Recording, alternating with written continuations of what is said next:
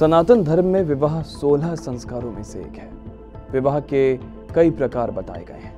ब्रह्म, देव, आर्ष, प्रजापत्य, असुर, गंधर्व, राक्षस और पेशाच। आपने स्वयंवर का नाम भी सुना होगा, जिसमें कन्या को यह अधिकार होता है कि वो सुयोग्य वर का चयन कर सके और उससे विवाह कर सके। आपने कई स्वयंवरों के बारे में भी सुना होगा। रामानंद सागर के टीवी धारावाहिक रामायण में माता सीता और प्रभु श्री राम का स्वयंवर भी आपने देखा होगा। बाबा तुलसी की मानस में भी स्वयंवर का उल्लेख मिलता है। दरअसल महाराजा जनक ने ये घोषणा की थी कि शिव धनुष पिनाक पर जो प्रत्यंचा चढ़ाएगा उसके साथ माता सीता का विवाह होगा। समय समय पर कई राजाएं आए, लेकिन शिव धनुष को कोई हिला तक नहीं सका।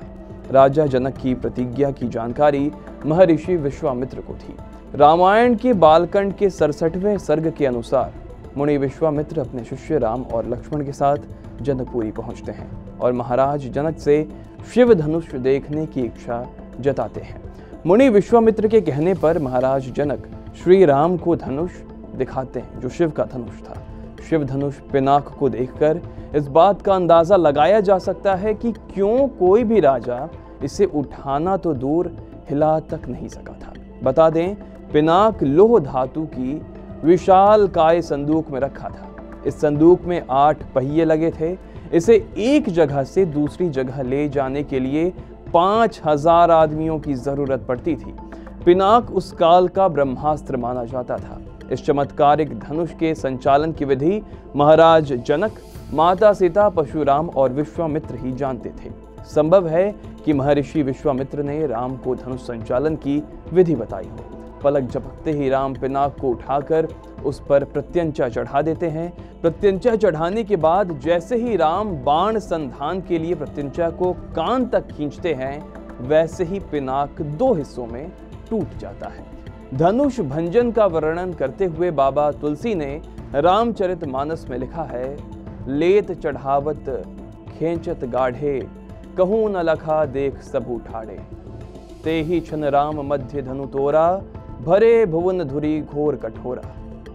तुलसीदास जी कहते हैं कि राम ने धनुष कब उठाया, कब प्रत्यंचा चढ़ाई और कब बाण संधान के लिए प्रत्यंचा खींची, किसी को मालूम ही नहीं चला।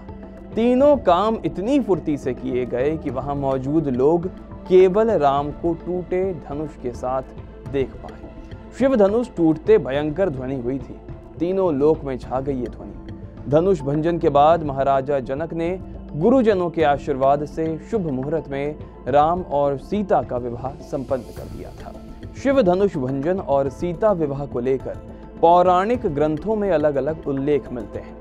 रामचरितमानस में सीता स्वयंवर का जिक्र है, जबकि महर्षि वाल्मीकि रामायण में स्वयंवर का स्पष्ट जिक्र हमें नहीं मिलता। तो ये थी स्वयंवर की कहानी, विवाह की कहानी।